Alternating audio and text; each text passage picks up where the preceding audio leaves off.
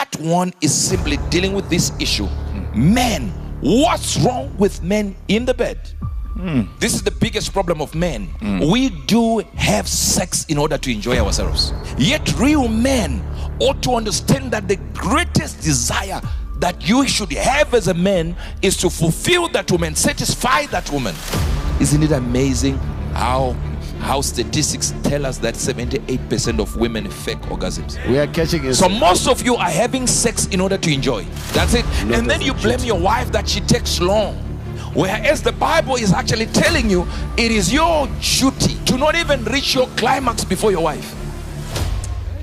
Oh. The Spirit of God gives us understanding and wisdom to answer the things that we need to answer, the questions we need to answer, to deal with the problems we need to deal with tonight as part 1. But also we have had a plethora of questions and concerns from a lot of women, especially wives. You know, large spectrum. We're talking about from normal husband, wife, to leaders, to politicians. And guess what? Surprisingly, wives of pastors literally complaining that they are not fulfilled in their marriages, especially in the area of sex. And you know, we received also that some have actually done 5 years, not even reached climax, no orgasm. Those ones were better. There were a large number of people who said, for the last 3 years we have had sex twice, and the brother is okay.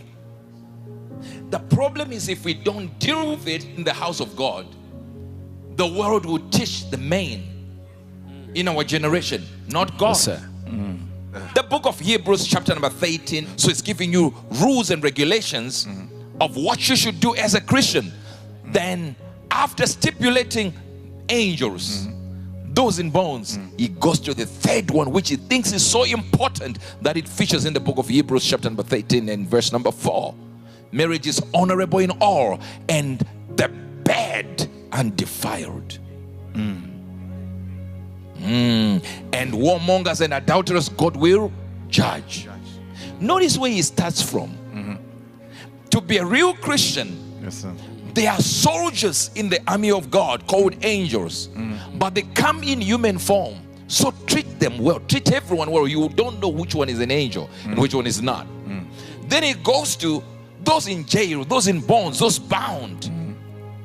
All manner of bonds on them, treat them well. Then he goes to marriage bed. That means to God, marriage bed is something that has not been discussed. We have discussed on Deliverance Sundays. We have labeled Sundays Deliverance Sundays. We have labeled Sundays, you know, loosing from bondages. We have even preached about angels. But the Bible is saying here in verse number 4, what about the marriage bed? It's also important. And for those who think we're talking about sheets and blankets, we're talking about sex here. That's what it's talking about. Yes, sir. I want to submit to you, everyone who is here, if your bed is not shaking, your marriage will be shaking. Are you getting what I'm trying to say here? Yes, sir. If your marriage is not shaking, your bed will be Shaking. Yet over 90% of married men and married women, around 90% of married women, 87% married men say they are not fulfilled in their marriages. And listen, these statistics are just lies. I will tell you why. Because the 87 are the ones who are committed to it. Wow. 87% men. 90% women. To the point that statistics tell us that women actually, a week after marriage, wedding, they actually regret marrying you. So we're not dealing with women here. We're dealing with how can we fix the men. Part 1 is simply dealing with this issue. Men, what's wrong with men in the bed? We said on Sunday, we are dealing with the wettest generation since the flood. That sex is everywhere. Toys are everywhere. Equipment to use is everywhere. Yes, sir. And these people have tried everything. Every shape, every position. And then you get married to them later on. In the same manner, we have, of course, an argument that women have got higher, sexual desires than men. Not that they have, although there is an argument. But what causes us men to look at our wives and say, we're done, it's okay. This is moving. And yet your wife has never, ever gotten to a climax. And we are okay with it. Number one. Let's go. I don't know if you understand. Yes, sir. I turned into a politician in one of these, events that God gave me, and I became an ambassador. And I want to tell you as men, politicians never campaign after the election. Maybe you didn't understand. Just change the election and put an arrow somewhere. You get what I'm trying to say. Now. This is the biggest problem of men. We do have sex in order to enjoy ourselves. Yet real men ought to understand that the greatest desire that you should have as a man is to fulfill that woman, satisfy that woman. No, they didn't get that. Make it happen. 1 Corinthians 7, and I want to show you something. 1 Corinthians 7. Let every man have his own wife, and let every woman have her own husband. Watch this now. Let the husband render unto the wife due benevolence. Now here, this is the problem. Due. That means it's a duty. Whoa. So you should have sex as a man. You should have sex to satisfy yourself. Get excited. Hello. We're catching it, sir. But according to the Bible, you should also understand that it is dutiful. You're actually performing a duty when you have sex with your wife. No, they didn't get that.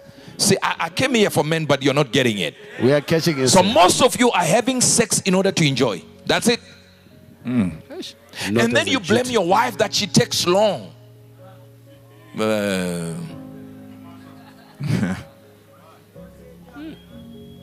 Whereas the Bible is actually telling you it is your duty to not even reach your climax before your wife. Oh. It's your duty. It says offer due mercy. Due mercy. Yeah, benevolence is charity. It's mercy. Offer due mercy. In other words, you should have sex, number one. That's for procreation, of course. Yes, sir. But inside that procreation, enjoy it. But out of that enjoyment, also understand that you have a duty. So there are two things. Enjoyment, procreation, involving procreation, giving birth to children. Yes. All right, production. Then number two, it is your duty. The wife also unto the husband, due benevolence. That means when I don't want to do it, but you want to do it, I should do it for you. Wow. Duty. It's my duty to please that body. Wow. Remember, number one, what we dealt with is you have to understand that real men. Do I have real men here? Yes. Real men get excited, yes, but they get their fulfillment from satisfying the woman. Only boys finish what they do, get excited, and look the other direction.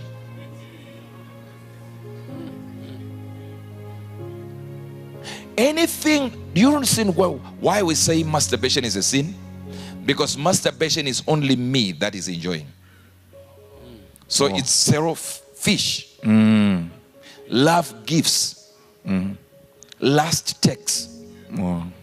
So I'm doing it to enjoy, and that's it. You don't matter.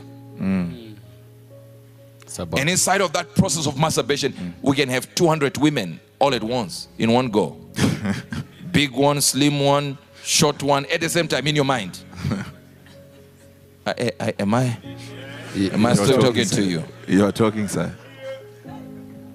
So last text, love gives. For God so loved the world, he gave. was Jesus dying for God. Wow. You know, an argument can be made that allowed God to meet humanity, but it was all for. So when love is at its highest level, it gives. But the men we have in this generation are simply saying, why am I saying in this generation? Even in the church today, they are saying, I'm the father. And you enjoy your part of the sex and forget about it. But the more you keep doing that, guess what? The shorter your bed shakes, the shorter your marriage.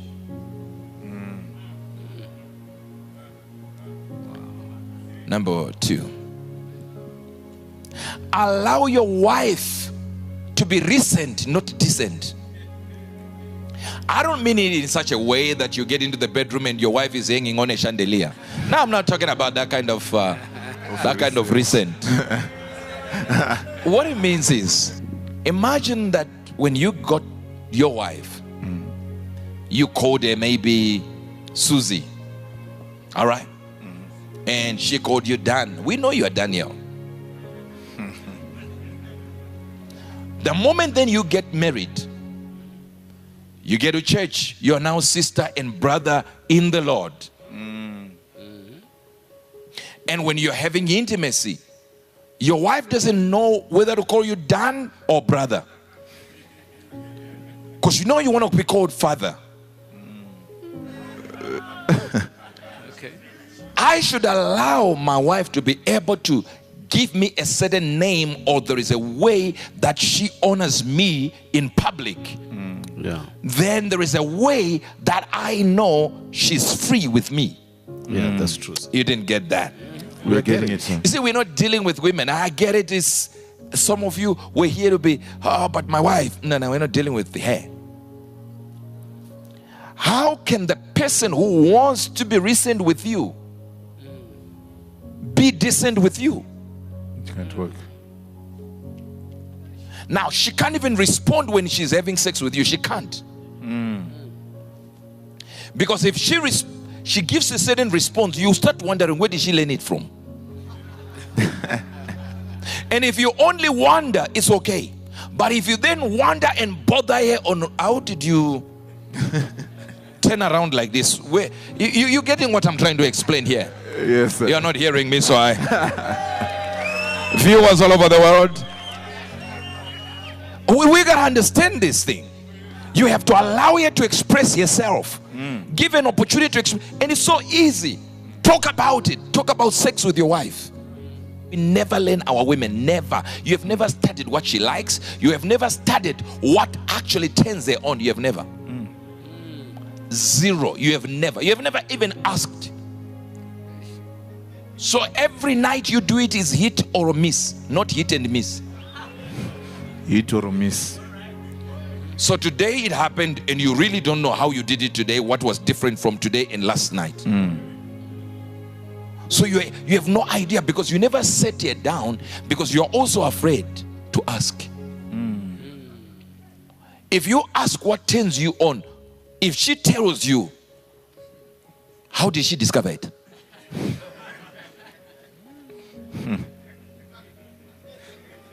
I don't know if you're... Yeah, you are communicating, sir. But isn't it better to actually sit down and say, look, because remember you have done it several times, or you are now married for 20 years or 5 years or 2 years, it doesn't matter. That means you have done it. So now it's easier now to ask that question and not give your wife a hard time on how she found out. So you stroke the eyebrows, you stroke the ears, you do what you do, you fondle her breasts, and still don't know. Isn't it amazing, ladies and gentlemen? If you are, I know you're watching there. Isn't it amazing how statistics tell us that 78% of women fake orgasms?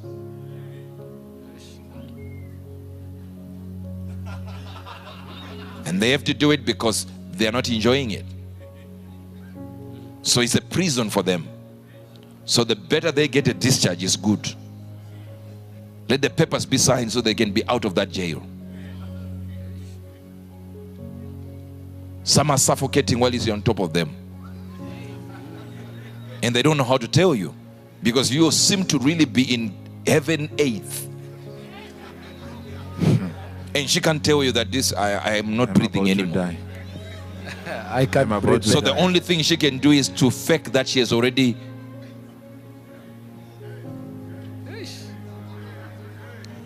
Now we'll do part 2 another day. Let's go. Let's continue, sir. We are hearing you, sir. We are learning. Let's continue, sir. Are you getting this? See, around 80% of women struggle to orgasm. All right? Imagine, it's nothing. That's according to 2017. What did I just tell you? That's the generation you are marrying. They can't, because your mind is not for them. You are not seriously engaging them in it. So they know you are only there to enjoy yourself, and that's it. After you climax, you face another direction. This is someone else's child who left her parents, left the mother, left the father. And the father used to call her princess. Now you are there, a kidnapper. So what we lack as men is affection. Affection. Men, hear me. Women are affected by words. Words. The Bible says, remember to wash your wife with words. Yes, sir. I know they're not getting this. They're getting it, sir. Words. 1 Corinthians 7 again. We're going to be praying before we get to the answers. Now concerning the things wherefore ye wrought unto me, it is good for a man not to touch a woman. Wow. Okay? 10:2. Nevertheless, to avoid fornication, let every man have his own wife. So the woman was meant. One of the main points you see there is the woman was created to avoid fornication. Not by her standing there. Some people are getting this. By operating the woman. That's how you gotta be a surgeon at work. Oh, they're not getting well. That's how you avoid fornication. That's how you avoid fornication. When You you avoid operate. fornication by enjoying your wife in bed. Oh. If you don't enjoy her, you You will fornicate. still- You will fornicate. fornicate. The Bible is clear. So fornication is not some strange sin. It's because there is no enjoyment in bed. Oh. And let me say this to you, because you are seeing it as wife, but it says on husband. That sir. means women also fornicate.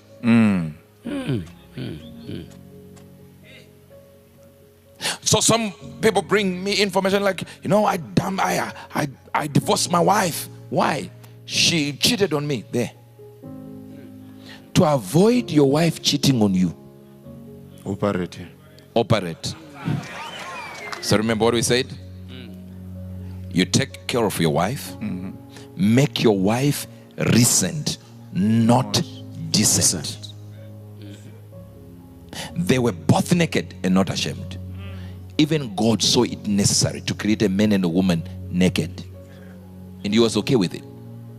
We can bring the devil who told them that they were naked and they rushed to wear clothes, but the reality is the original plan of God was a man and a woman naked. You're missing it. Imagine God saw a man and a woman and said, I'm creating you naked, and that's enough. Clothes came about as a result of the devil. Oh. Wow. But the original plan of God was nakedness.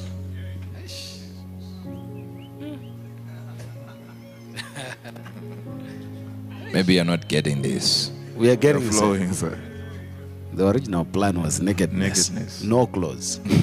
So all these labels. It's not the original. They are, it's a perversion It's of not the the plan. original plan. It's against It's a the will of perversion of God's plan. The Bible says they were naked and not ashamed. God. Not ashamed.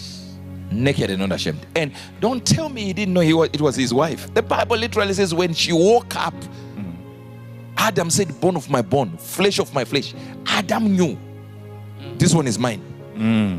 And she was naked. And he was naked, knowing this is my wife. And we are all naked. It's okay. It was only the devil who said, no, it is not good for you to be like this. They rushed to sew fig leaves around them to cover their bodies.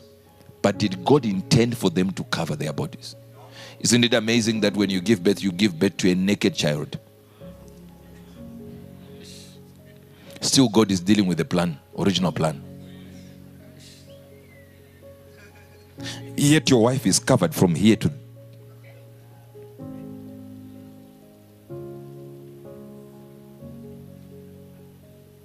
I don't know if they're getting this. They are getting We're it. getting it, sir. Really getting But how do I then spice up this whole thing? Sometimes find a time to actually shop for your wife. Give her a little bit of allowance a month so you can spice up your marital life. I get it. You know, you're working hard, you are sweating out there, you are doing everything to just make ends meet so that there can be food in the house. But that house should not be empty. Because one day you come from work and you find that woman gone with another man. If you don't take care of your wife, turn to your neighbor. If you don't take care of your wife, your neighbor will. Your neighbor will.